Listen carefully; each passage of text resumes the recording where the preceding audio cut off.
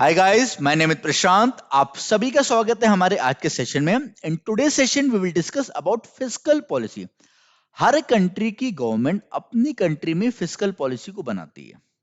Fiscal policy को हिंदी में राज्य कोषीय नीति के नाम से जाना जाता है। फिस्कल पॉलिसी के थ्रू कंट्री की जो भी आर्थिक समस्याएं होती हैं या जो भी सामाजिक समस्याएं होती हैं उन्हें सॉल्व किया जाता है।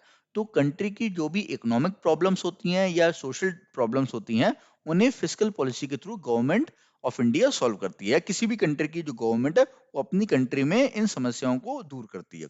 तो आइए इस सेशन में हम फिस्कल पॉलिसी की जो इंपॉर्टेंट पॉइंट्स हैं उन्हें समझते हैं और किस तरीके से इन समस्याओं को सरकार दूर करती है उन्हें भी समझते हैं। तो पहला पॉइंट है कि budget is also known as fiscal policy. बिल्कुल सही कि बजट, अगर हम बात करें बजट में क्या होता है, बजट में कंट्री के इकोनॉमिक डेवलपमेंट की प्लानिंग होती है।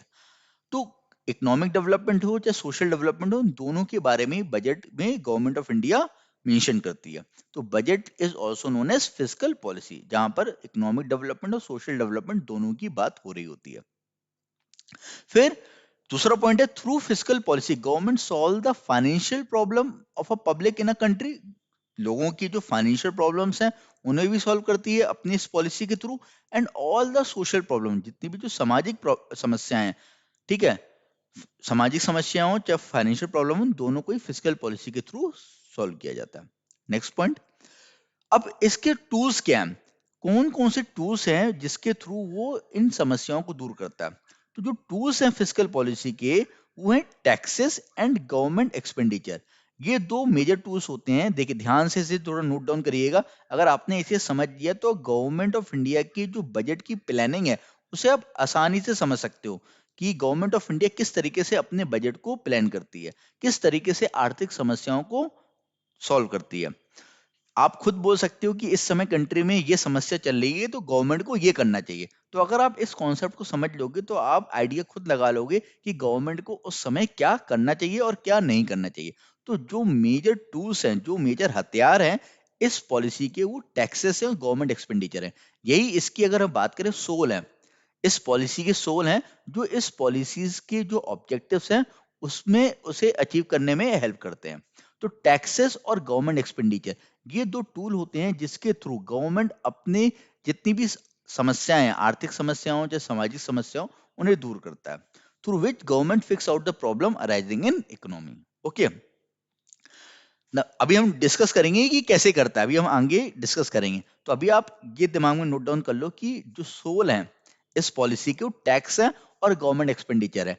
इन दोनों की हेल्प से ही जितनी भी समस्याएं वो दूर होती हैं। ठीक है, अब जो major economic and financial problem है, जो आर्थिक समस्याएं ऑफ कंट्री की हैं, वो क्या क्या है। वो एक तो इन्फ्लेशन है और दूसरी डिफ्लेशन, यानी महंगाई और मंदी।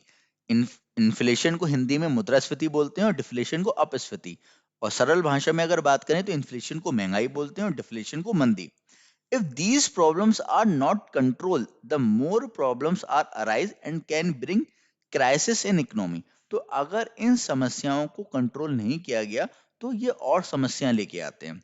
अगर कंट्री में महंगाई कंट्रोल नहीं हुई तो और समस्याएं उत्पन्न हो जाती हैं और आर्थिक समस्याएं उत्पन्न हो जाती हैं। अगर कंट्री में मंदी आ रही है तो और ज्यादा समस्याएं उत्पन्न हो जाती हैं। क्लियर, अगर मंदी को कंट्रोल नहीं किया गया। तो अभी आपको ये दिमाग में फिट हो गया होगा कि जो टूल है वो क्या है, वो टैक्सेस और गवर्नमेंट एक्सपेंडिचर है। दूसरी बात ये आपको दिमाग में आपको अगर बात करें नोट करनी है कि बजट को ही हम फिस्कल पॉलिसी बोलते हैं। तीसरी बात कि फिस्कल पॉलिसी के थ्रू ही कंट्री के जो भी आर्थिक समस्याएं होती हैं या जो भी सामाजिक समस्याएं होती हैं उन्हें दूर किया जाता है और इन समस्याओं को टैक्सेस और गवर्नमेंट एक्सपेंडिचर के थ्रू दूर किया जाता है। फिर जो लास्ट पॉइंट है चौथा, वो ये बोल रहा है कि जो भी आर्थिक समस्याएं आती हैं, ये जो आर्थिक समस्या आती हैं दो दो कारणों से आती हैं। एक या तो इन्फ्लेशन की वजह से आती है या डिफ्लेशन की वजह से। या तो कंट्री में महंगाई बहुत होती है या कंट्री में मंदी बहुत होती है। तो अगर महंगाई को कंट्रोल नहीं किया गया तो महंगाई और बढ़ती चली जाती है और जब महंगाई और बढ़ती चली जाती है तो सबसे ज्यादा जो अफेक्ट करती है वो middle level income group person को करती है।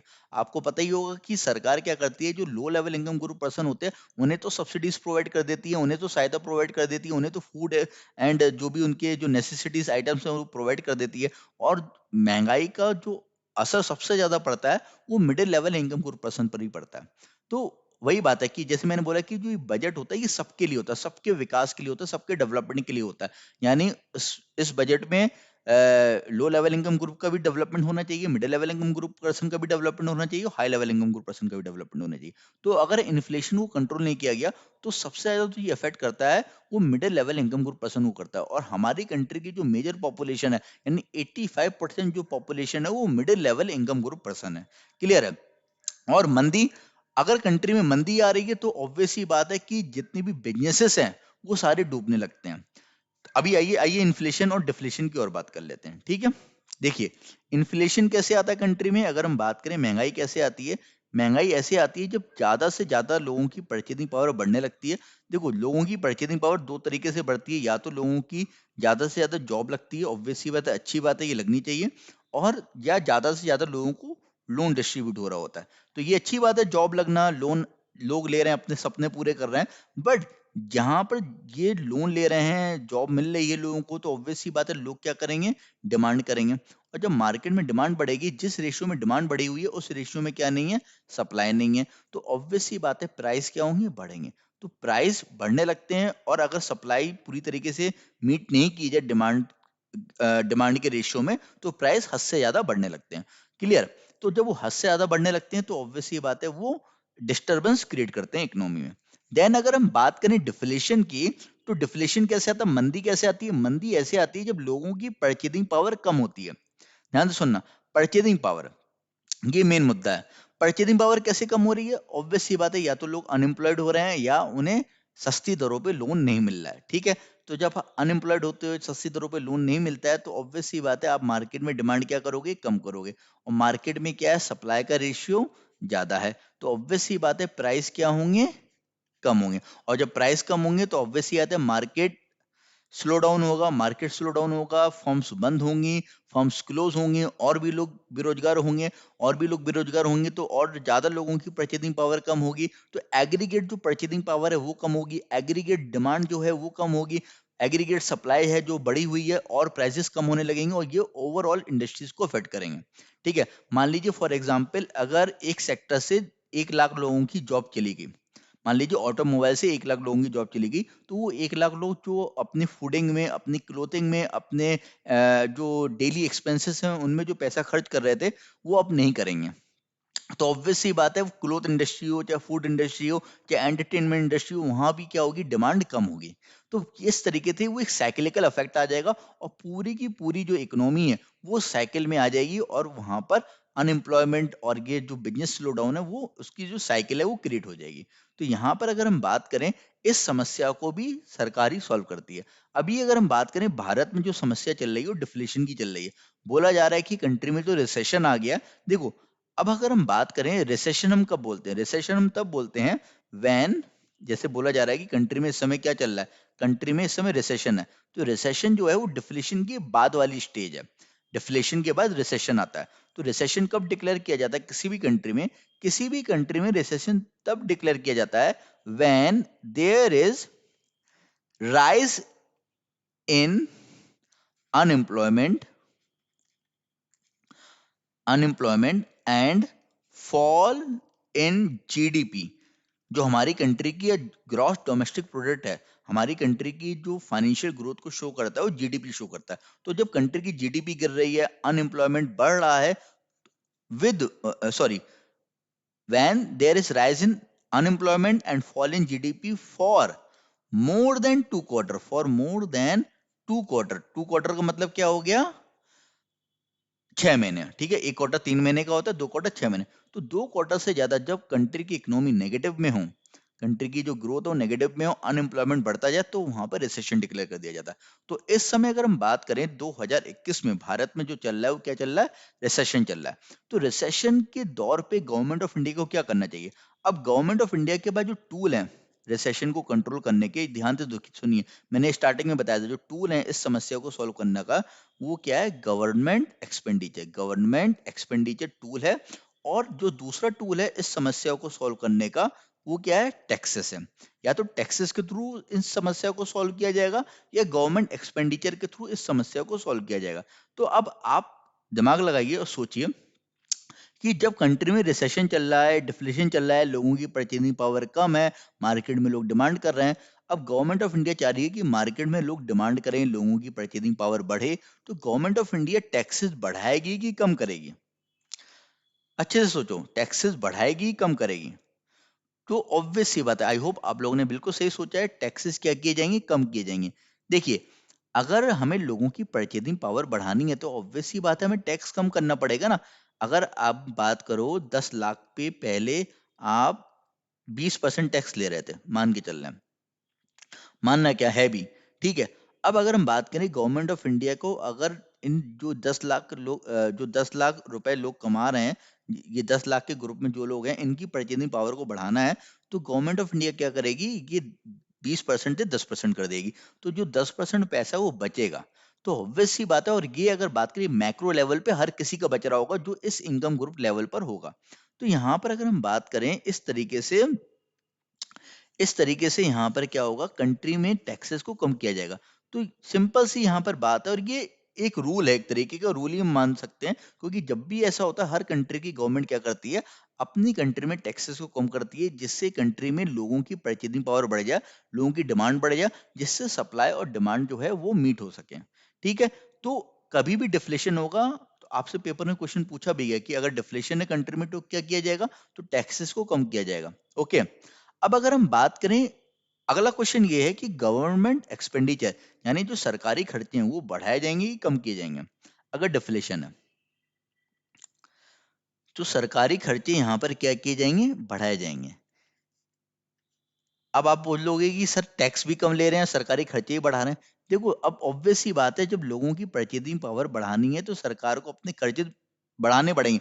जो भी उसके पास रिजर्व है, जो भी उसका पहले से जो पैसा इकट्ठा है, उसे निकालना पड़ेगा और लोगों के हाथों में देना पड़ेगा। जैसे इस साल अगर बात करें, जब कोविड-19 आया 2020 में, तब गवर्नमेंट ऑफ इंडिया ने प्रधानमंत्री जनधन योजना के थ्रू, प्रधानमंत्री किसान सम्मान निधि योजना के थ्रू, प्रधानमंत्री स्वनिधि योजना के थ्रू, ऐसी बहुत सारी स्कीमें गवर्नमेंट ऑफ इंडिया ने लॉन्च करी, जिसके थ्रू डायरेक्टली लोगों के अकाउंट में पैसा ट्रांसफर किया।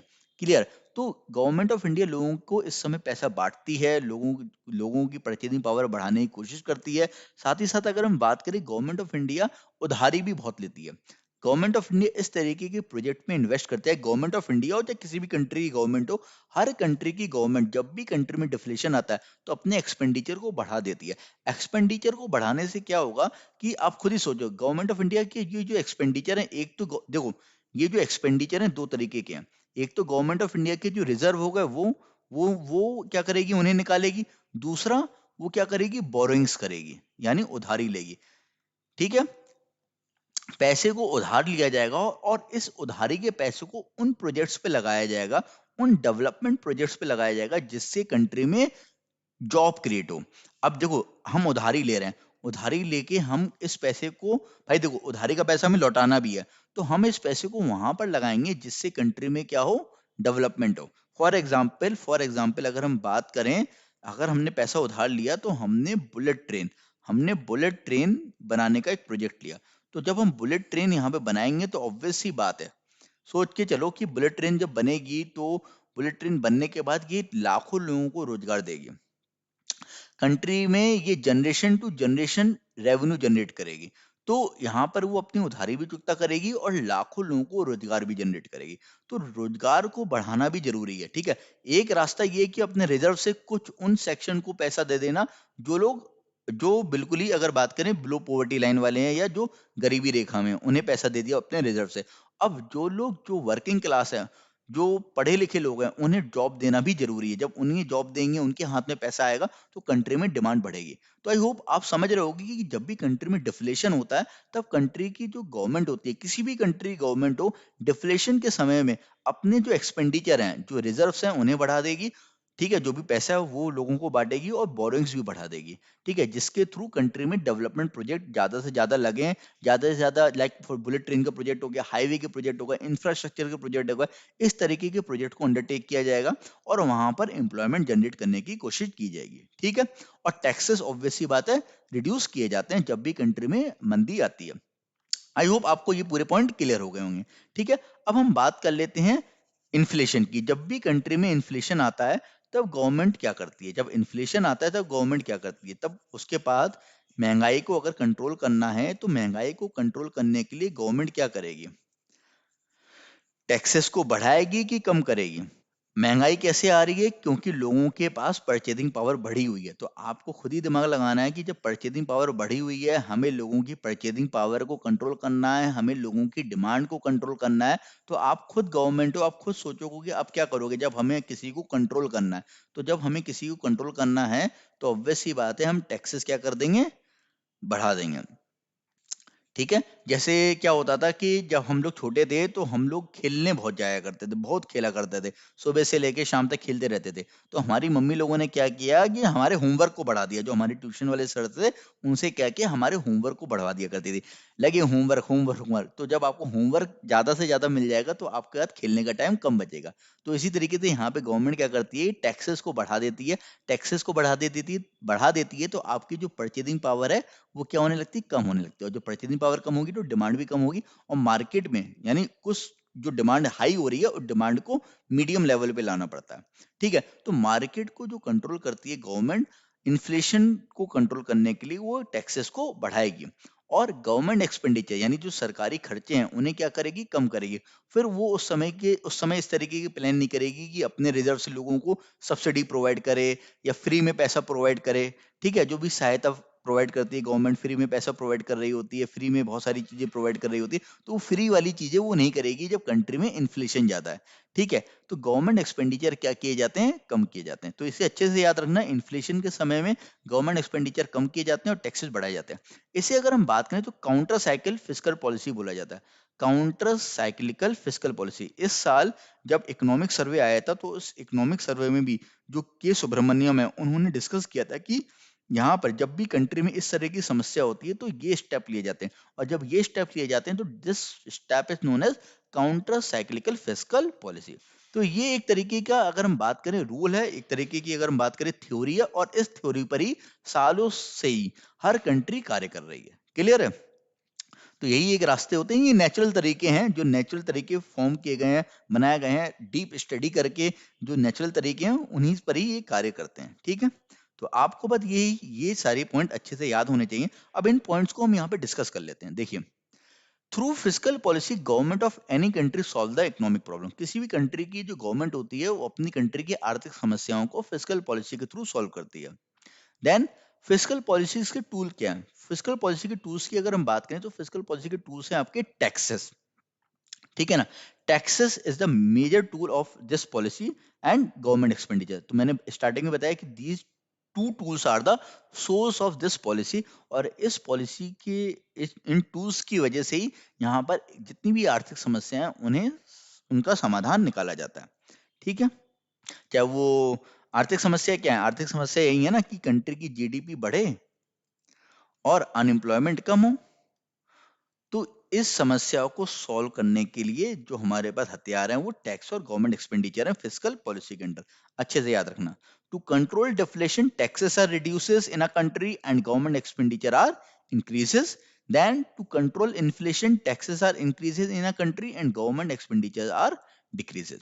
क्लियर है, तो आई होप आपको इसका क्रक्स समझ में आ गया होगा, इस फिजिकल पॉलिसी का क्रक्स समझ में आ गया होगा, गवर्नमेंट के स्टेप समझ में आ रहे होंगे। तो अब आप गवर्नमेंट ऑफ इंडिया की बजट की जो पॉलिसीज हैं उन्हें भी आसानी से डीपली समझ पा रहे होगी, जो भी वो स्टेप ले रही होगी उसके स्टेप्स को आप कैप्चर कर पा रहे होगे, समझ पा रहे होगे कि हाँ भाई इस समय कंट्री में डिफ्लेशन चल रहा है, रिसेशन चल रहा है, गवर्नमेंट ऑफ इंडिया ने अगर ये स्टेप लिया है तो ये अच्छा है। ठीक है, और अगर ये स्टेप नहीं लिया तो ये अच्छा नहीं है। तो आप खुद ही उसके बेसिस पे आप डिसीजन मेकिंग कर सकते हो कि हाँ ये ये जो सिचुएशन है उस सिचुएशन में गवर्नमेंट को ये करना चाहिए, उसने ये किया। क्लियर, तो आई होप आपको ये पूरे जो इसका जो इंपॉर्टेंट पॉइंट्स हैं वो अच्छे से समझ में आ गए होंगे। अब हम अगले सेशन में और ज्यादा चीजों को अच्छे से समझेंगे, डिस्कस करेंगे कि जो गवर्नमेंट ऑफ इंडिया का रेवेन्यू है वो कहाँ से आता है, गवर्नमेंट ऑफ इंडिया किस तरीके से अपने बजट को प्लान करती है, यानी पूरी जो प्लानिंग है उसे हम अपने अगले सेशन में समझेंगे। क्लियर है, थैंक यू। अब हम मिलेंगे अपने अगले सेशन में।